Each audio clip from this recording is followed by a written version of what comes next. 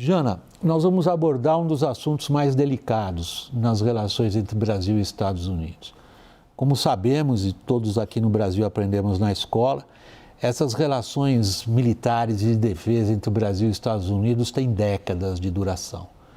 E elas abrangem uma enorme cooperação, inclusive com exercícios militares conjuntos.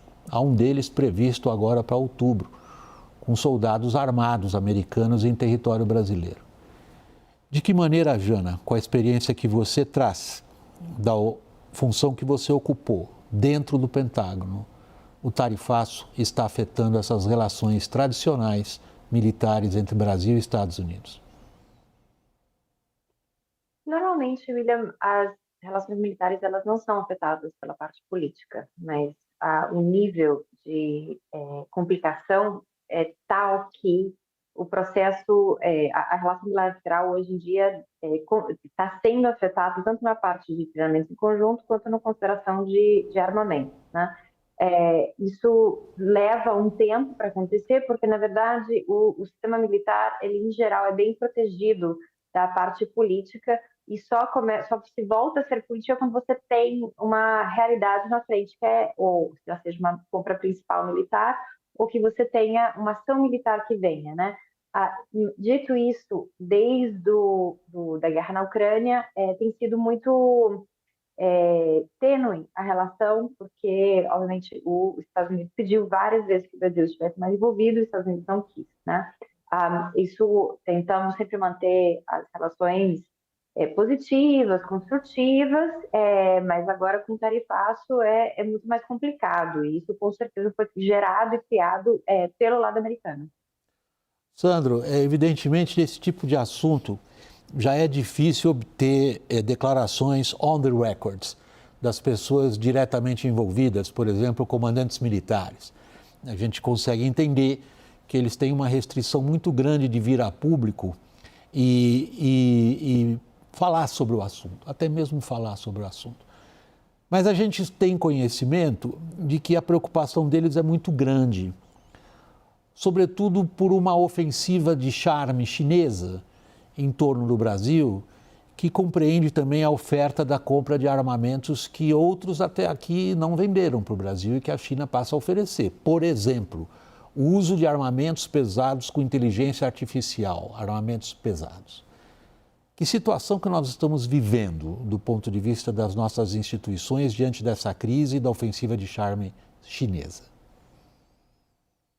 Bom, William, sem dúvida o que a gente está vendo aqui é alguma coisa que a gente já vem explorando há algumas semanas, que é a competição geopolítica bateu a porta do Brasil. A era das grandes potências competindo bateu muito bem a porta do Brasil, e o que a gente está vendo aqui agora talvez seja uma corrida contra o tempo, no sentido de preservar laços que são históricos entre brasileiros e americanos nesse sentido, mas sem dúvida a ofensiva chinesa de charme, ela é muito grande, uma série de equipamentos que vão desde itens que seriam de menor valor agregado militar, que poderiam ser, por exemplo, barracas, poderiam ser equipamentos básicos, como capacetes, como botas e por aí vai, coturnos, até mesmo armamentos de ponta que estariam sendo oferecidos nesse sentido. Então, isso, obviamente, acende uma luz amarela também para os americanos, porque a parceria que o Brasil tem com os Estados Unidos é uma parceria histórica, uma parceria que foi construída não ontem, não alguns anos atrás, mas é uma parceria que vem de maneira firme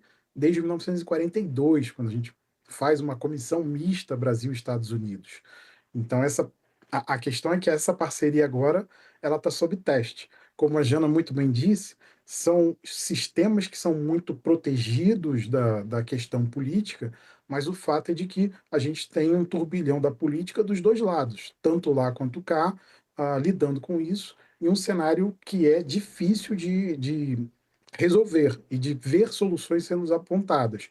Por enquanto, o que a gente percebe é que há a ideia dos dois lados de manter as relações fluindo, são burocracias que têm uma relação muito histórica, relações militares que se conhecem de cursos ao passar das suas carreiras, mas o fato, sem dúvida, é de que há a necessidade de uma decisão, e essa decisão, obviamente, não virá de gabinetes militares.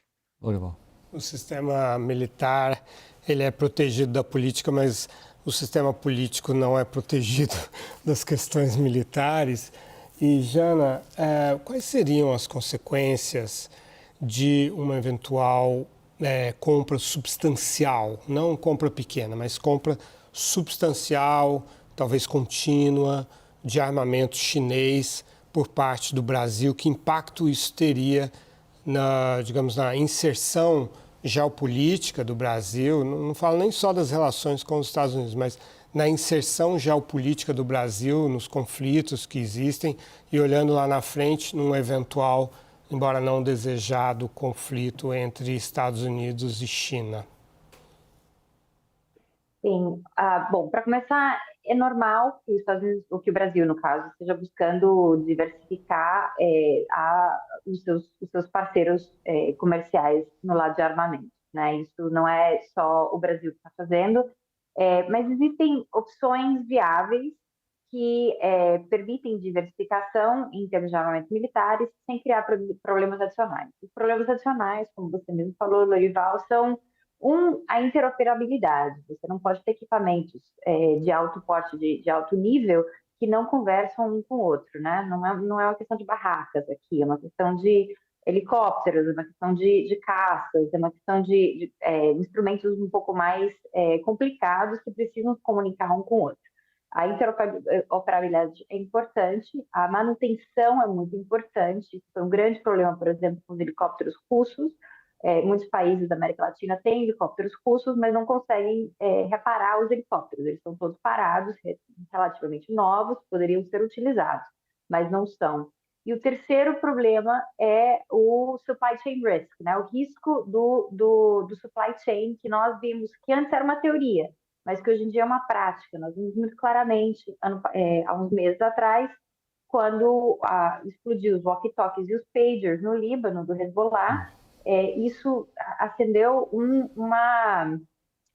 chamou a atenção de todo mundo, especialmente na área militar, porque existiria a possibilidade de que equipamentos militares também tivessem esse tipo de cavalo de Troia, já seja um equipamento que faça com que que não funcione, né, que possa ser sabotado, ou que exploda.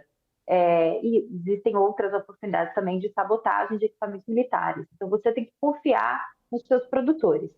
Mas a diversificação por si só não é uma má opção, só existem outros que podem oferecer o mesmo em termos de diversificação, com menos consequências negativas. Deixa eu examinar com você, Jana, em que medida há uma alteração na forma como o Departamento de Defesa americano se comporta ou não em relação ao Brasil. No segmento imediatamente anterior a esse, no nosso programa, nós tivemos a participação de uma ex-colega sua do Departamento de Estado, que nos deixou bem claro que a Washington que ela conheceu até aqui não existe mais. E que o jeito com que o Departamento de Estado lida com tradicionais parceiros, como é o caso do Brasil, alterou-se, sem que eu esteja fazendo um julgamento de valor. No caso do Departamento de Defesa, nós vimos uma alteração substancial nas cadeias superiores na hierarquia do Departamento de Defesa no Pentágono americano, em função da lealdade completa ao presidente Trump, que parece ser o seu principal quesito, critério para a escolha dos seus colaboradores. No caso do Brasil, a postura do presidente Trump é muito agressiva e com exigências políticas muito difíceis para qualquer governo aceitar. Você nota isso já no Departamento de Defesa ou ele está salvo disso?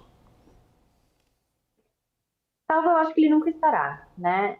No fim das contas, a liderança política do Departamento de Defesa do Pentágono é muito próxima ao presidente Trump.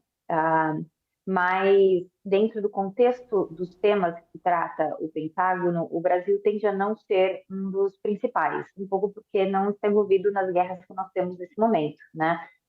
Tanto na Ucrânia quanto no Oriente Médio.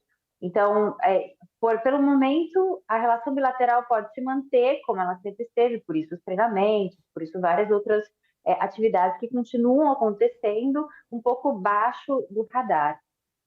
Embora as mudanças políticas tenham acontecido, né, de pessoas de carreira política tenham acontecido, a parte militar, a liderança militar da região não mudou. O comandante Halsey continua aí, ele é excelente, ele está lá há 3 anos já como subcomandante da Laura Richardson, da General Richardson, e continua mantendo uma relação bilateral de cooperação com vários países na região, incluindo o Brasil. Isso não quer dizer que vai ser sempre assim, mas no momento existe um pouco de tranquilidade na relação bilateral militar. Como é que você sente pelo seu lado, Sandra?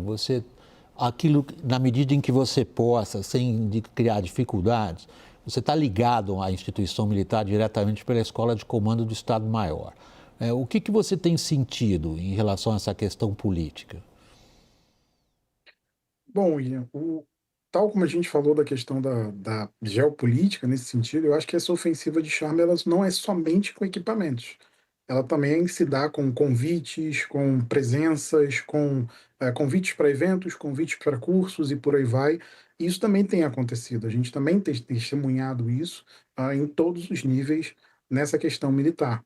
Isso não é um fenômeno exclusivo do Brasil, isso é um fenômeno para esses países que a gente poderia dizer que são global swing states, ou seja, o Brasil, a Indonésia, a própria Índia e por aí vai, têm sido alvos muito claros e prioritários nessa ofensiva de charme chinês. Agora, na rotina, a gente não há uma percepção assim de mudança grande nesse sentido, não há uma mudança nesse sentido. E há também aqui uma coisa que eu gostaria de chamar muito a atenção nessa análise, que a gente poderia colocar, que a gente está falando da política e da política que vem para o Pentágono. É óbvio que o personagem do secretário de Defesa americano, que é o Pete Hegseth, ele é um apresentador e por aí vai, mas é interessante que ele tem duas facetas. Uma faceta mais pública, que usa redes sociais, que faz discursos muito alinhados com o Trump, e uma segunda faceta que tem aparecido especialmente nas negociações europeias envolvendo a guerra da Ucrânia, que parece muito uma figura mais a mais apaziguada nesse ímpeto de não vai ser mantido o fluxo de equipamentos, será mantida a cooperação Estados Unidos e Europa. Então, nesse sentido, até como a Jana bem disse, a gente vê que a cooperação do Comando Sul com as Forças Armadas dos países sul-americanos ela não se alterou.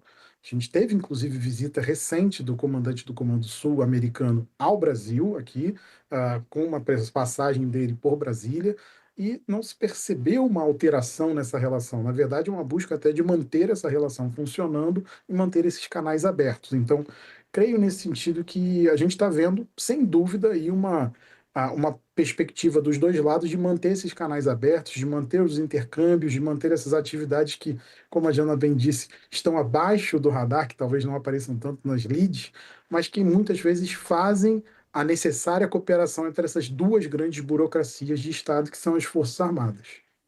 Dorival? Se a gente invertesse a direção da discussão e pensasse que a difícil negociação entre Brasil e Estados Unidos neste momento poderia ser destravada por uma oferta do Brasil de comprar armamento americano. Como os europeus fizeram. 600 bilhões de dólares a mais os europeus fizeram.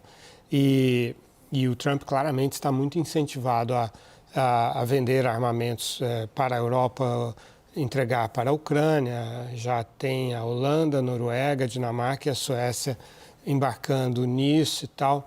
Jana, você acha que esse caminho poderia também, digamos, lubrificar as relações entre Brasil e Estados Unidos? Seria suficientemente estratégico para o Trump, digamos, ceder nas exigências impossíveis de cumprir com relação ao processo do ex-presidente Bolsonaro e ao comportamento da justiça brasileira? Tem um F-35 que parece que a Itália já não vai comprar por questões geopolíticas. Então, se o Brasil quiser esse F-35, ele está disponível. Eu acho que seria uma excelente opção do lado americano. Não sei do lado brasileiro se isso faz muito sentido. Como eu disse, se o objetivo é diversificação, existem várias opções, então não precisa sempre comprar o produto americano, existem opções turcas, da Coreia do Sul, frequentemente mais baratas, que elas são interoperáveis também com todos os equipamentos ocidentais. Então, existem outras opções. Obviamente, nenhuma dessas opções teria o valor político que você está propondo. Mas, com certeza, se o Brasil quisesse fazer um grande investimento militar em equipamento americano, o presidente Trump estaria muito feliz com essa opção. Jana, o F-35 agora que o Brasil embarcou no Gripen talvez fique um pouco longe, né? O F-18 a gente já deixou passar, mas voltando a um ponto, só em Washington o Brasil tem 128 militares, tem uma tradicional ligação nos Estados Unidos. Nós temos oficiais em fortes americanos, participam diretamente. Nós temos representantes no Southern Command, no Comando Sul dos Estados Unidos também. Antes mesmo de Trump voltar ao poder, havia uma forte preocupação dos americanos em relação a posicionamentos do Brasil no grande embate geopolítico da atualidade, que é a China. Como o Brasil, do ponto de vista de defesa, é totalmente dependente de insumos que vêm de países que hoje são da OTAN, nossa marinha depende da França, nossa força aérea depende da Suécia, que hoje é um país da OTAN, e o exército depende em grande medida dos Estados Unidos. Você, no período que até onde você esteve no Pentágono, já havia uma preocupação como que o Brasil ficaria no embate entre China e Estados Unidos ou não? Sim, o trabalho do Departamento de Defesa, qualquer departamento de defesa em qualquer país, é sempre pensar no pior caso, né? No pior cenário. No caso dos Estados Unidos, o pior cenário é um embate no Pacífico, que não é um cenário impossível. Por várias razões, é provável. E os Estados Unidos têm feito tudo, e eu acho que a China também, para evitar isso, porque não é de interesse de nenhum dos dois países. Mas, se, por exemplo, houver uma invasão ao Taiwan, os Estados Unidos vai, assim como foi no caso da Segunda Guerra Mundial, com Getúlio Vargas, os Estados Unidos vai esperar que os diversos aliados dos Estados Unidos possam ajudar de diversas maneiras, não sempre atuando diretamente, mas de diversas maneiras no apoio a essa guerra. E será, se for o caso disso acontecer, e de repente, por exemplo, o Brasil tem vários equipamentos chineses, vamos estar numa situação no qual o Brasil não pode participar, e inclusive vai receber pressão da China para entrar do lado chinês. Então, é uma questão aqui um pouco muito similar ao que o Brasil tem feito historicamente, de tentar se manter neutro na medida do possível, e a ação de comprar grandes equipamentos chineses manda uma mensagem de eu escolhi meu lado. Porque, nesse caso, a maior parte dos países tem equipamentos interoperáveis com a OTAN, mesmo que eles não sejam da OTAN. Esse ato, como é tão comum, o de comprar equipamentos interoperáveis com a OTAN, não significa que você escolheu o lado americano. Mas o ato de comprar uma arma militar chinesa, que poucos países têm, sim significa que você está escolhendo um lado.